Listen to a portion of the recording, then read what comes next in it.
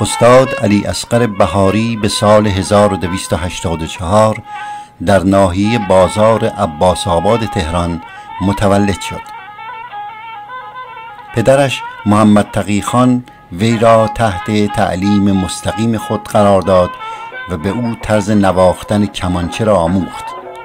ولی پس از 3 سال به وی گفت از این به بعد باید به نواختن کمانچه دایی‌هایت گوش فرادهی و طرز نواختن آنها را بیاموزی. علی اصغر 3 دایی داشت به نامهای اکبر، رضا و حسن که هر 3 از نوازندگان خوب و به نام کمانچه بودند و در ارکستر بزرگ 24 نفری که آقا ناظم پدر مرتضی خان محجوبی ترتیب داده بود شرکت می کردند. سایر اعضای این ارکستر نوازندگان و خوانندگانی نظیر درویش خان، حسین خان اسماعیل زاده، طاهر زاده، اقبال السلطان و غیره بودند و این نشانگر آن است که همکاری کردن در یک ارکستر با اساتید موسیقی وقت حتما مهارت و تبحر خاصی می‌خواست.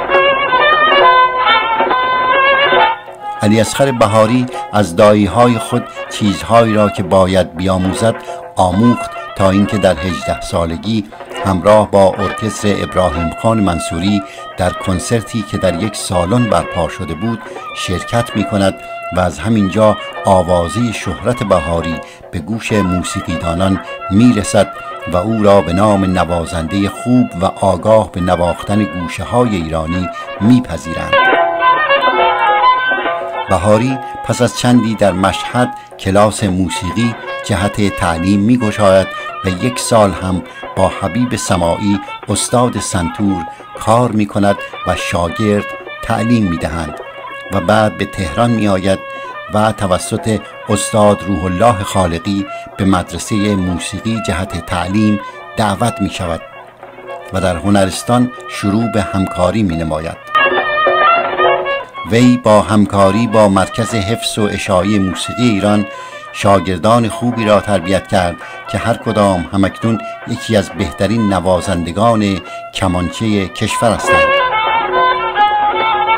اصغر بهاری مردی بود صادق و خوشرو و بی تکبر و استاد و هنرمندی بود که از هر جهت والا مقام و برای آموختن به شاگردان خود از هیچ کوشش و زحمتی دریغ نمی‌کرد. در سال 1332 به رادیو دعوت می شود و در ارکسترهای مختلف که استادانی نظیر صبا، عبادی، حسین تهرانی و دیگران شرکت داشتند همکاری می کند.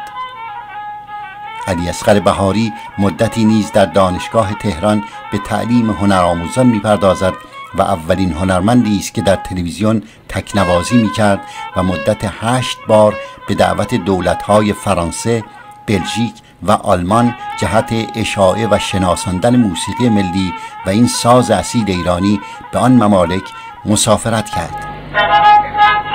علی اصغر بهاری یکی از اساتید و بهترین کمانچه نوازهای ادوار موسیقی سنتی و نوین ایران به شمار می رود.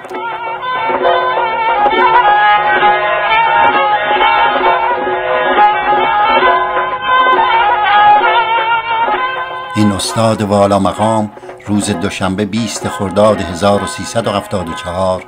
درگذشت، اما یادش و آثارش و اثرش در موسیقی ایرانی تا همیشه ماندگار خواهد بود.